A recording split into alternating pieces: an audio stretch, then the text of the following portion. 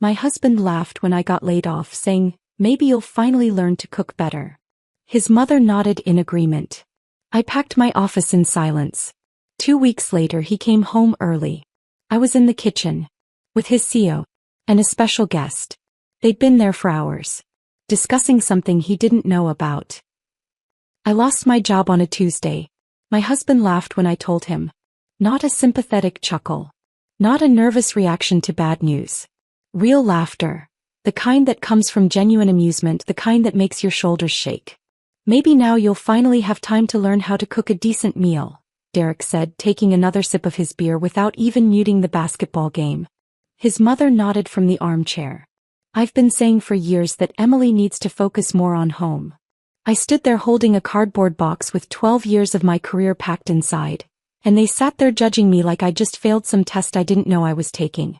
What they didn't know, what they couldn't possibly know, was that I hadn't been fired at all. I'd orchestrated my own layoff. For 6 months, I'd been secretly building a federal case against Meridian Financial, documenting fraud that would send executives to prison. My CEO's signature was on falsified reports. Pension funds had been embezzled. Offshore accounts hid millions in stolen money. And my husband, his company was right in the middle of it. His signature was on dozens of documents that would soon become evidence. But as I stood there listening to him mock me, watching his mother agree that I'd failed, I realized something. They had no idea who I actually was. And in 2 weeks, when the FBI showed up at our dining room table, they were going to find out. The meeting that morning had been perfectly staged. Margaret Chin, the HR director, sat across from me in the sterile conference room on the 14th floor. She'd rehearsed her lines: restructuring, market volatility, difficult decisions. Her eye contact was practiced. 3 seconds of connection, then a glance at the papers, then back up. Just human enough to avoid a lawsuit. My cardboard box sat beside my chair, already packed by security before I arrived. I could see the edge of my framed CPA certification, the coffee mug my niece had painted for me in 3rd grade, a photograph from the company retreat in Vermont where everyone smiled and pretended we were colleagues instead of strangers collecting paychecks. Margaret slid the severance papers across the table. I picked up the pen and signed in 3 places without reading a single word. Because I'd written most of those terms myself 3 weeks ago. "We wish you the best, Emily," Margaret said, standing to shake my hand. Her palm was cool and dry. Professional. She'd done this twice already this week. I picked up my box and walked out through the bullpen of cubicles. Nobody looked at me. Corporate survival instinct. Don't make eye contact with the wounded. Might be contagious. The elevator ride down felt endless. I watched the numbers descend, 14, 13, 12. My reflection in the polished steel doors showed a woman in a gray blazer holding a cardboard box. I looked defeated. Exactly what I needed to look like. Because this wasn't a termination. This was strategic positioning. 6 months ago, I'd stumbled onto something I wasn't supposed to find. Carol Simmons, a woman I'd worked with for 6 years, called me 3 weeks after she retired. She was crying. Her pension had been reduced by 70%, and the statements didn't make sense.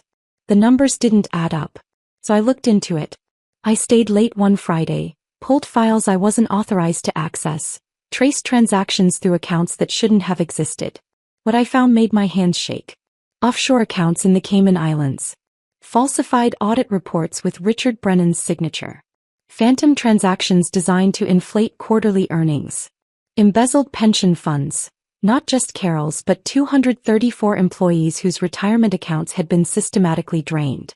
I started documenting everything. I photographed records in empty conference rooms after everyone went home. I recorded conversations on my phone during meetings where executives joked about creative accounting. I copied files to encrypted drives hidden in my gym bag.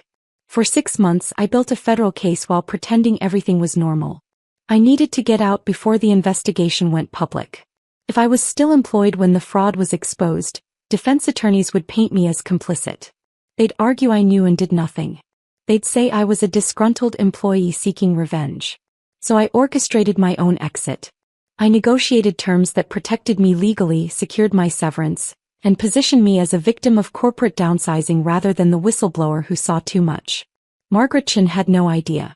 He thought I was just another budget cut. Now I was driving home to tell my husband I'd lost my job, and I already knew exactly how he'd react. The house looked the same as it had that morning. A modest 3-bedroom colonial with blue shutters and a lawn Derek never mowed. I sat in the driveway for a moment, preparing myself. Inside, Derek was exactly where I expected. Sprawled on the leather couch, beer in hand, remote in the other, watching basketball with the volume loud enough to rattle the windows. His mother Janet sat in the armchair by the window, knitting something purple, reading glasses perched on her nose. I set the cardboard box on the dining room table. The sound made Derek glance over, but he didn't mute the television. "Lost my job today," I said. Factual. And that's when he laughed. Janet set down her knitting needles and nodded slowly. "You can't do everything, Emily." Clearly the career thing wasn't working out. I stood there letting their words wash over me. I didn't argue. 7 years of marriage had taught me that defending myself only gave Derek more ammunition. He'd twist my words, find weakness in my tone, use my frustration against me. So I picked up my box and walked to the kitchen. I set it on the counter beside the sink and stared out the window at the overgrown backyard. Derek's laughter still echoed in my head. I opened the cabinet and pulled out a dish towel, folding it carefully, smoothing the creases. Then I started planning dinner. Over the next 2 weeks, I maintained a careful routine. I woke early, made coffee, opened my laptop at the kitchen table and pretended to search for jobs. Derek left for Henderson Logistics by 7:30. Janet usually went to her book club at the community center or visited friends. I used those hours to meet with Special Agent Michelle Torres from the FBI's Financial Crimes Division. We sat in coffee shops 30 miles from my neighborhood, reviewing documents, building timelines, connecting transactions to specific executives. Michelle was in her late 40s with short dark hair and the kind of steady presence that made people tell her the truth. She explained what would happen next. Interviews, depositions, eventually a grand jury. My testimony would be the foundation of the entire prosecution. At home I cooked dinner every night. Simple meals that Derek criticized anyway. "Chicken's dry again," he'd say, cutting into the breast with exaggerated difficulty. Janet would offer suggestions about seasoning and temperature, as if I hadn't been cooking for myself since I was 19. I nodded and smiled and said nothing. Meanwhile, I'd been quietly documenting Derek's connection to the fraud. Henderson Logistics handled all shipping and warehouse operations for Meridian Financial. Derek's signature appeared on dozens of manifests for deliveries that never happened. Phantom services billed to inflate expenses and hide embezzled funds. He wasn't a mastermind, but he was complicit through sheer negligence. One evening while Derek was at a work event, I found Janet in the home office. She was sitting at the desk with papers spread out, and she gathered them quickly when I walked in. "Just looking for a pen," she said. Her smile was too tight. But I'd seen the letterhead. Meridian Financial. After she went to bed, I searched the office. It took 20 minutes to find her retirement portfolio. $400,000. Every penny invested in Meridian Financial stock. That's when everything clicked into place. 7 years ago, Janet had pushed Derek and me together at a church function. She'd insisted we were perfect for each other despite having almost nothing in common. She'd hosted the engagement party, paid for part of the wedding. I'd thought it was maternal affection. It wasn't. Janet wanted inside information. For 7 years she'd been using our dinner conversations, my casual mentions of quarterly earnings, upcoming mergers, management changes, to make investment decisions. She treated me like an incompetent housewife who couldn't cook a decent meal, but she'd hung on every word I said about my job. When Meridian collapsed, Janet would lose everything. I stood in the home office holding her portfolio statement, and something cold settled in my chest. I'd been underestimated by these people for years. Treated like an accessory to Derek's life. Valued only for what I could provide them. They thought I was small. Insignificant. Easily dismissed. They had no idea who I actually was. And in a few days, when Special Agent Torres sat at our dining room table with evidence spread everywhere, they were going to learn the truth. This wasn't just about exposing corporate fraud anymore. This was about dismantling every assumption that made Derek and Janet think they could diminish me without consequences. 2 weeks passed like clockwork. I woke early, made coffee, opened my laptop at the kitchen table and pretended to search for jobs. Derek left for Henderson Logistics at 7:30, briefcase in hand, barely looking at me. Janet went to her book club or visited friends, always gone by 9. And I met with Michelle Torres. We sat in coffee shops far from anyone who might recognize me, building the case document by document. Michelle explained timelines, legal procedures, what to expect during depositions. She was patient and thorough, never rushing, never dismissing my questions. At home I cooked dinner every night. Derek criticized every meal. Janet offered suggestions. I smiled and nodded and said nothing. On Thursday of the second week, Derek came home early. I was at the dining room table when I heard his car in the driveway. It was 2:15 in the afternoon. He wasn't supposed to be home for another 4 hours. I didn't move. I didn't hide anything. I simply closed the folder in front of me and waited. The front door opened. Derek's footsteps moved through the entryway, hesitated in the living room, then continued toward the dining room where voices were clearly audible. He appeared in the doorway and stopped. Michelle Torres sat to my right, her FBI badge clipped to her belt, visible and official. Across from me sat Richard Brennan, CEO of Meridian Financial. He looked nothing like the confident executive from the company website. His expensive suit was wrinkled. His face was pale and unshaven. His hands shook slightly as they rested on the table. Documents covered every available surface. Shipping manifests, audit reports, bank statements, coffee cups and empty sandwich plates suggested we'd been here for hours. As we had been. Derek, I said calmly. You're home early. He stared at me, then at Michelle, then at Richard Brennan. His mouth opened but no sound came out. Finally he managed, I had a dentist appointment. No, you didn't, I said. It wasn't a question. His face flushed. He'd been caught in a lie so small it was almost embarrassing. He'd come home to check on me, to see what I was doing with all my free time, probably hoping to find me watching television so he could make another comment about wasted days. Instead he'd found this. Michelle stood, extending her hand. Mr. Walker. I'm Special Agent Michelle Torres, FBI Financial Crimes Division. We're going to need to speak with you as well. Derek shook her hand automatically, his eyes still scanning the documents on the table. I watched him recognize his own signature on several manifests visible from where he stood. Sit down, I said, gesturing to the empty chair beside me. He sat. Michelle returned to her seat and opened a folder. She pulled out a document and slid it across the table toward Derek. Henderson Logistics has been handling shipping and warehousing operations for Meridian Financial for approximately 3 years. Is that correct? Derek nodded slowly. And you've been signing off on delivery confirmations and manifest approvals during that time? Another nod. Michelle pulled out 3 more documents, laying them side by side. These are manifests you approved. This one from January 14th. This one from March 22nd. This one from July 9th. She tapped each paper. According to our investigation, none of these shipments actually occurred. The products listed were never moved. The trucks were never dispatched. The warehouse space was never used. Derek's face went from flushed to gray. That's impossible. I signed those because my supervisor verified. Your supervisor was facilitating fraud, Michelle said, her tone clinical and matter-of-fact. Meridian Financial was being billed for services that didn't happen. The inflated expenses allowed executives to hide embezzled funds and manipulate quarterly earnings reports. She pulled out another stack of papers. Your signature appears on 47 documents currently classified as evidence in a federal investigation. The silence that followed was absolute. Derek looked at me. I met his eyes without expression. Did you know about this? He asked. I'm the one who discovered it, I said quietly. He blinked. You knew? And you didn't tell me? Why would I tell you? The question came out sharper than I intended. So you could laugh at that too? Tell me I was being dramatic? Suggest I focus on learning to cook instead? Michelle cleared her throat gently, redirecting the conversation. Mr. Walker, I want to be clear. You're not currently a target of this investigation. If you were genuinely unaware of the fraud, if you were simply signing documents provided by your supervisor without independent verification, you may avoid prosecution. She let that sink in before continuing. However, your negligence made this fraud possible. We'll need your full cooperation.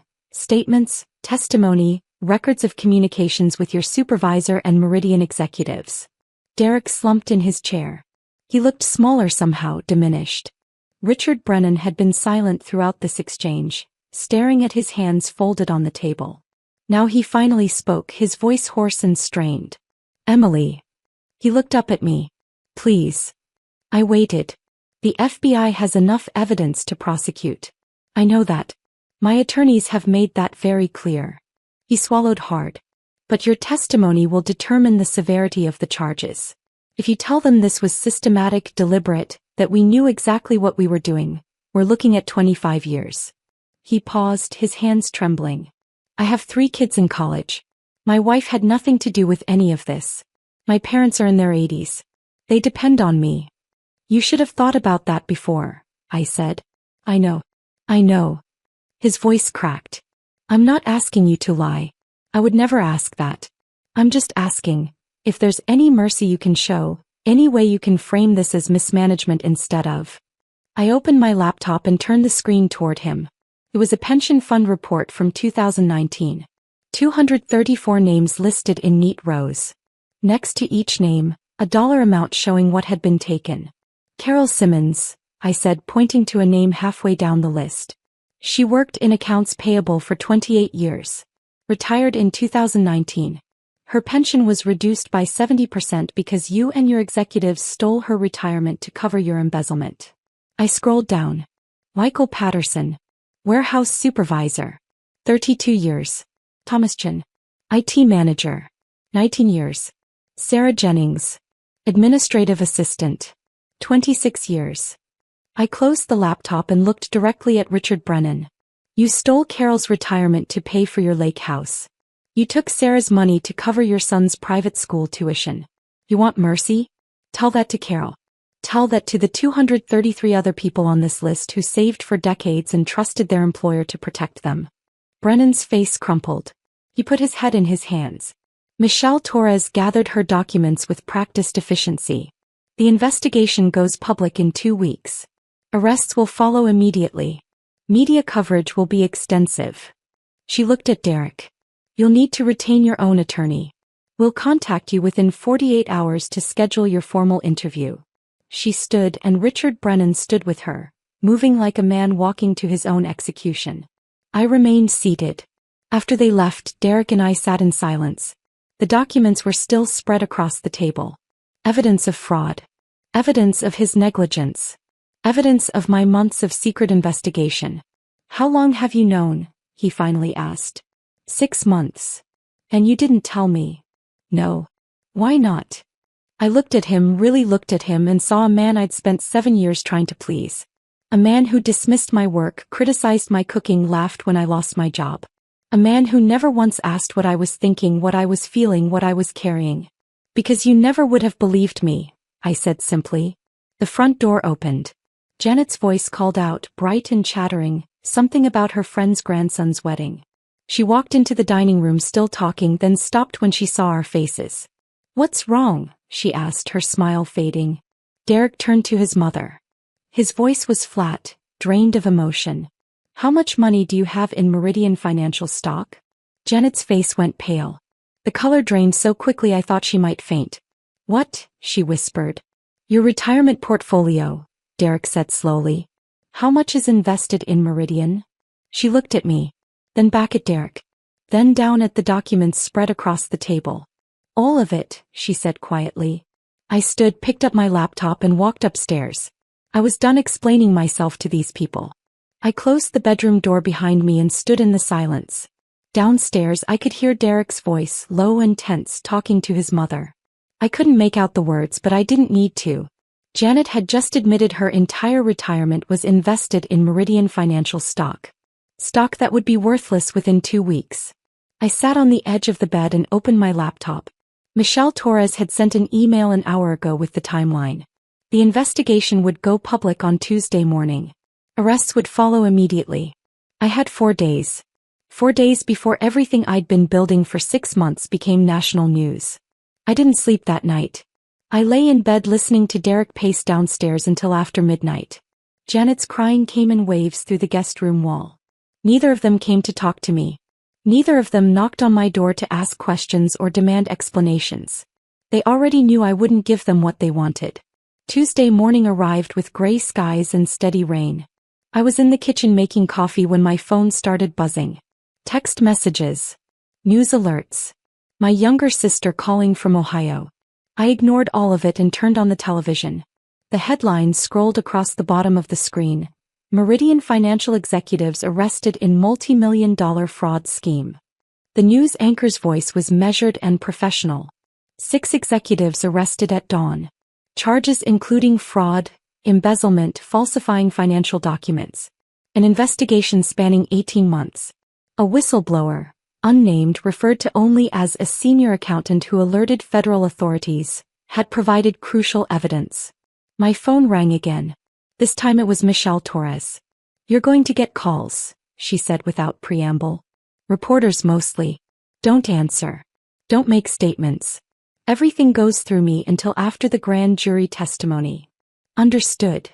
How are you holding up?" I looked out the kitchen window. The rain was getting heavier. "I'm fine. Emily."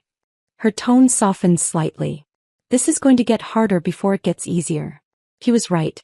By noon, 3 news vans were parked on our street. Reporters knocked on the door. My neighbors figured out the connection within hours. Former Meridian financial employee, husband works at Henderson Logistics, the same company implicated in the shipping fraud. Derek's phone didn't stop ringing. His supervisor called him in for a meeting. He left at 1 o'clock, his face pale, and didn't come back until after 5. When he walked in, he looked a decade older. His shoulders sagged. His tie was loosened. He stood in the entryway for a long moment before finally speaking. "They suspended me," he said, "pending their internal investigation. If they determine I was involved, even unknowingly, I'm terminated." I nodded from where I sat at the kitchen table. "They said I might face civil liability." His voice cracked slightly. "For negligence." "You might," I agreed quietly. He stared at me. "You knew this would happen." "Yes." "And you didn't warn me." "No." Upstairs, Janet was still on the phone with her financial advisor. I could hear her voice, high and desperate, asking if there was anything that could be saved. The answer clearly was no. The reporters stayed for 3 days. Our neighbors talked to them. The story shifted angles. Whistleblower's husband worked for implicated company. Derek's LinkedIn profile was screenshot and shared across social media. His Facebook filled with comments from people he went to high school with, former coworkers, distant acquaintances. Everyone had an opinion about whether he knew, whether he should have known, whether he was complicit or simply stupid. He stopped leaving the house. 6 weeks later, I testified before a grand jury. Michelle Torres prepared me carefully. We spent days going over documents, practicing testimony, anticipating questions. She taught me how to remain composed under pressure, how to answer without embellishing, how to let the evidence speak for itself. The testimony lasted 3 days. I sat in a windowless room and walked 12 strangers through 6 months of investigation. I presented documents, falsified audit reports with Richard Brennan's signature, emails discussing creative accounting, bank statements showing offshore transfers. I explained transactions in plain language, connecting dots that seemed separate until you understood the pattern. On the second day, defense attorneys tried to shake me. They suggested I was exaggerating. They implied I was motivated by revenge after being laid off, that I'd manufactured evidence because I was bitter about losing my job. I remained calm. I presented my employment record. 12 years at Meridian Financial. Excellent performance reviews every year. 2 promotions. 3 awards for accuracy and diligence. I explained clearly and methodically that I'd orchestrated my own layoff to protect myself legally before the investigation went public. The defense attorneys had no response to that. On the 3rd day, the grand jury indicted Richard Brennan and 4 other executives. Multiple counts. Fraud. Embezzlement. Falsifying financial documents. The prosecutor told me later that my testimony was the foundation of their entire case. When I left the courthouse, reporters swarmed the steps. Cameras flashed. Microphones were shoved toward me. I made one brief statement. 234 employees had their pensions stolen. I testified for them. Then I walked to my car and drove home. That night, Carol Simmons called me. She was crying again, but this time her voice was different. Lighter. Relieved. They're freezing the company's assets, she said. My attorney says we'll recover most of it. Not everything, but most. I'm glad, I said and meant it. Emily. Her voice caught. Thank you. I know what this cost you. I thought about Derek suspended from his job. Janet, broke and bitter in Arizona. My marriage dissolving in slow motion. It didn't cost me anything I wanted to keep, I said. Derek filed for divorce 8 weeks after my testimony. He framed it as mutual. Told friends we'd grown apart. Suggested the stress of the investigation had damaged our marriage beyond repair. I didn't correct him publicly. I hired an attorney and we divided our assets with cold efficiency. The house was sold. We split the proceeds. I kept my car, my retirement accounts, my personal belongings. He kept his car, his tools, his fishing equipment. There was no drama. No fighting over possessions. The marriage simply ended, dismantled as quickly as it had been built. Janet moved to Arizona to live with her sister. She never apologized, not for the years of criticism, not for using me for investment tips, not for diminishing me at every opportunity. She just left. I watched them both go and felt only relief, like setting down weight I'd been carrying so long I'd forgotten what it felt like to stand up straight. 3 months after the divorce was finalized, I ran into Derek at a grocery store. He was with someone new. A woman younger than me who laughed too loud at something he said. He saw me in the produce section and looked away quickly, embarrassed. I realized I felt nothing. No anger. No hurt. No vindication. He was just a stranger now. Someone I used to know. A year after testifying, I rebuilt my career as a forensic accountant. Law firms hired me to examine financial records in civil cases. The FBI consulted with me on investigations. I traveled frequently, worked long hours that felt purposeful instead of draining. I was good at this work. Finding patterns in numbers. Seeing connections others missed. Following money trails that led to truth. 6 Meridian executives went to prison. Sentences ranged from 8 to 18 years. Richard Brennan got 15. His wife divorced him. His children changed their last name. Victims recovered 83 cents on every dollar stolen. Not perfect but substantial. Some of them sent letters thanking me. I kept those letters in a folder on my desk. On difficult days I read them to remember why it mattered. I bought a small condo near the city. 1 bedroom. Hardwood floors. Kitchen I actually enjoyed cooking in. I invited Carol Simmons for dinner one evening. We laughed about the terrible office coffee at Meridian, about Margaret Chen's rehearsed termination speeches, about how we'd both survived something we never should have had to face. Sitting across from her in my own space, eating food I'd cooked without criticism, I realized something. I was happy. Not the performative happiness I'd faked during my marriage. Not the careful smile I'd worn for 7 years while being made smaller every single day. Genuine contentment. I was never the problem. I was never too ambitious, too difficult, too much. I was simply surrounded by people determined to diminish me so they could feel bigger. Now I was surrounded by space. Room to grow. Room to breathe. Room to become whoever I wanted to be. My greatest strength was never cooking or pleasing others. It was seeing truth others refused to acknowledge and having the courage to expose it. And that strength didn't save me. I saved myself. If this story of justice and truth had you captivated from start to finish, hit that like button right now. My favorite part was when Emily closed that folder and calmly said, "Derek, you're home early with the FBI sitting right there." What was your favorite moment? Drop it in the comments below. Don't miss more powerful stories like this. Subscribe and hit that notification bell so you never miss an upload.